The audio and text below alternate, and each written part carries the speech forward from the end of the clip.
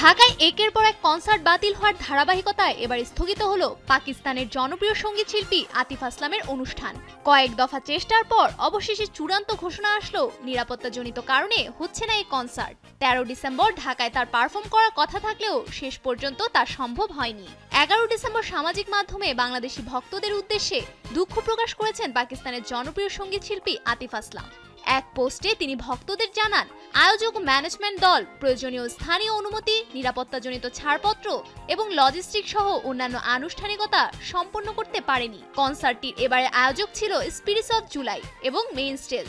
আয়োজকরা কনসার্ট বাতিলের বিষয়ে এখনো কোনো আনুষ্ঠানিক বক্তব্য না দিলেও যমুনা টেলিভিশনকে বিষয়টি নিশ্চিত করেছে স্পিরিটস অফ জুলাই।